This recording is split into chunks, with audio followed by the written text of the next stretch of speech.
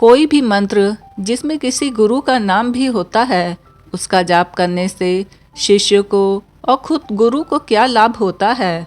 क्या इससे शिष्य को कुछ आध्यात्मिक हानि भी हो सकती है? ब्रह्मांड में हर चीज़ एक कंपन, वाइब्रेशन या ऊर्जा के रूप में मानी जाती है और ध्वनि भी ऊर्जा का एक रूप है। जब कोई नाम उच्चारित किया जाता है तो उससे ध्वनि तरंगे उत्पन्न होती हैं जो आसपास की ऊर्जा और कंपन को प्रभावित कर सकती हैं। भारतीय आध्यात्मिक परंपरा के अनुसार प्रत्येक ध्वनि की एक विशेष साउंड फ्रीक्वेंसी होती है जो ब्रह्मांड ऊर्जा के साथ संवाद करती है। यह माना जाता है कि कुछ विशेष ध्वनियाँ जैसे कि ओम या अन्य बीज मंत्र विशिष्ट कंपन उत्पन्न करके चेतना को प्रभावित कर सकती हैं। जब आप किसी का नाम उच्चारित करते हैं तो उस व्यक्ति की ऊर्जा और चेतना पर भी इसका प्रभाव पड़ता है। कोई भी ध्वनि कंपन उत्पन्न कर सकती है जिससे वातावरण में सूक्ष्म स्तर पर प्रभाव पड़ सकता है। जब गुरु नाम अनेक शिष्यों द्वारा जपा जाता है तो इसका सूक्ष्म प्रभाव शिष्य, गुरु और वातावरण तीनों पे पड़ता है। गुरु नाम मंत्र जाप का शिष्य और गुरु पे क्या प्रभाव होता है? जब कोई शिष्य अपने गुरु का नाम मंत्र के रूप में जपता है तो इसका प्रभाव न केवल शिष्य पर बल्कि स्वयं गुरु पर भी पड़ता है। यह प्रक्रिया ऊर्जा और चेतना के गहरे नियमों से संचालित होती है। आइए इसे विस्तार से समझें। शिष्य को होने वाले लाभ। गुरु तत्व से सीधा संपर्क। गुरु स्वयं एक ऊर्जा केंद्र होते हैं। जब शिष्य उनके नाम का जप करता है तो वह सीधा उनकी चेतना से जुड़ने लगता है। इससे गुरु की कृपा और संरक्षण स्वाभाविक रूप से प्राप्त होने लगता है। गुरु की ऊर्जा का प्रवाह। किसी गुरु का नाम जपने से उनकी ऊर्जा और ज्ञान तरंगे शिष्य तक पहुंचती है। यह प्रक्रिया उसी प्रकार कार्य करती है जैसे कोई रेडियो एंटीना किसी विशेष फ्रीक्वेंसी को पकड़ता है। शिष्य धीरे धीरे गुरु के विचारों, उनकी सिद्धियों और उनके मार्गदर्शन को आत्मसात करने लगता है। भक्ति और समर्पण का विकास। गुरु नाम मंत्र मन को स्थिर करता है और अहंकार को कम करता है। इससे शिष्य में श्रद्धा, विनम्रता, आत्मसमर्पण का भाव बढ़ता है जो आध्यात्मिक प्रगति के लिए आवश्यक है। गुरु के माध्यम से ईश्वर का साक्षात्कार। यदि गुरु स्वयं एक सच्चे आत्मज्ञानी हैं तो उनके नाम का जाप करने से शिष्य को उनके माध्यम से परमात्मा का अनुभव होने लगता है। यह वैसे ही है जैसे सूर्य को देखने से उसकी रोशनी और गर्मी का सीधा अनुभव होता है।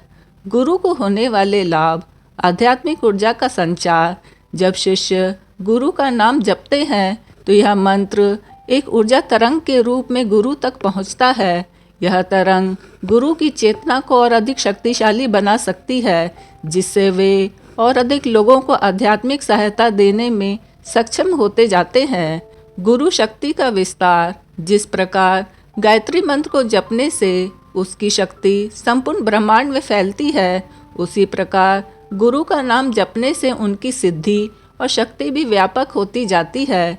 इस कारण से कई संत और महापुरुष अपने नाम के कीर्तन और जप को अनुमति देते हैं। जिन गुरुओं के सैकड़ों, हजारों, लाखों और करोड़ों शिष्य होंगे और यदि गुरु का नाम जप रहे होंगे तो उसी अनुपात में गुरु की शक्ति का विस्तार होगा। गुरु के कर्मों का शुद्धिकरण। यदि गुरु पूर्ण सिद्ध नहीं है तो भी उनके नाम का जप उनकी चेतना को और अधिक शुद्ध करता है। इससे उनकी आध्यात्मिक शक्ति और साक्षात्कार में वृद्धि हो सकती है। गुरु नाम मंत्र जाप से शिष्य को संभावित आध्यात्मिक हानियाँ। हालांकि गुरु नाम मंत्र का जप कई लाभ देता है, लेकिन कुछ स्थितियों में यह शिष्य के लिए हानिकारक भी हो सकता है। यदि गुरु स्वयं अपूर्ण या अयोग्य है, यदि गुरु स्वयं अहंकार, लोभ, वासना या अज्ञान से भरे हैं तो उनके नाम का जप करने से उनकी ऊर्जा शिष्य तक पहुंचती है जिससे शिष्य भी उन्हीं कमजोरियों को धारण करने लगता है। यह ऐसा ही है जैसे गंदे जलाशय से पानी पीने पर शरीर को हानि होती है। यदि शिष्य में विवेक और सतर्कता नहीं है तो कई बार शिष्य अंधविश्वास में पड़कर किसी भी गुरु का नाम जपने लगते हैं बिना यह समझे कि वह व्यक्ति सच में आध्यात्मिक रूप से उन्नत है या नहीं। यदि गुरु का मार्गदर्शन अशुद्ध हो या वे अपने अनुयायियों को गलत दिशा में ले जाते हो तो शिष्य का भी पतन हो सकता है। गुरु शक्ति का दुरुपयोग। यदि गुरु अहंकारी है और वे अपने शिष्यों से केवल नाम जप करवाकर अपनी शक्ति बढ़ाने का प्रयास करते हैं तो शिष्य का ऊर्जा प्रवाह अवरुद्ध हो सकता है। इस स्थिति में शिष्य के अंतःकरण का विकास नहीं होता बल्कि वह गुरु की ऊर्जा का केवल एक उपकरण बनकर रह जाता है। ऐसी स्थिति में क्या समाधान करना चाहिए? सही गुरु का चयन करें। गुरु नाम मंत्र का जाप तभी करना चाहिए जब गुरु सिद्ध, सत्यनिष्ठ और आध्यात्मिक रूप से उच्च हो। यदि गुरु केवल बाहरी दिखावे में लिप्त है तो उनके नाम का जाप करने से शिष्य को हानि हो सकती है। गुरु नाम जप के साथ परमात्मा का स्मरण करें।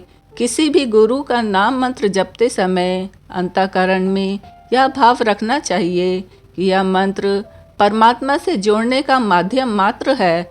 इससे शिष्य केवल गुरु के व्यक्तित्व तक सीमित नहीं रहेगा बल्कि उनकी ऊर्जा के माध्यम से ईश्वर तक पहुँचेगा। शिष्य अपना आत्मनिरीक्षण करे। यदि किसी गुरु नाम मंत्र का जाप करने से मन स्थिर, शांत और उन्नत महसूस करता है तो समझिए कि यह सही दिशा में जा रहा है। यदि इसके विपरीत मन भारी, अशांत या संकीर्ण हो रहा है तो उस मंत्र के प्रभाव पर पुनर्विचार करना चाहिए। निष्कर्ष, गुरु नाम मंत्र का जप शिष्य और गुरु दोनों के लिए फायदेमंद हो सकता है यदि गुरु सच्चे और आध्यात्मिक रूप से विकसित हो। यदि गुरु अपूर्ण है तो शिष्य को भी नुकसान हो सकता है। इसीलिए विवेक पूर्वक सही गुरु का चयन करके पूर्ण श्रद्धा और चेतना के साथ ही गुरु नाम मंत्र का जाप करना चाहिए। गुरु केवल माध्यम है, अंतिम लक्ष्य परमात्मा है।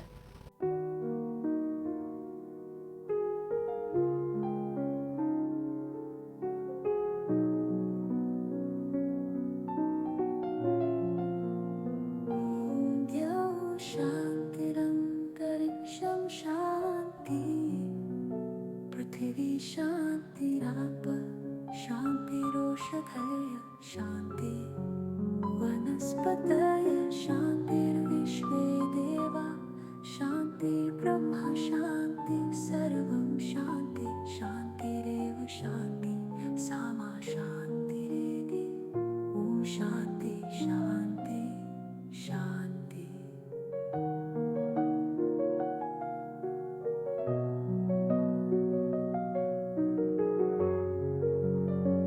ॐ द्यौः शान्ति।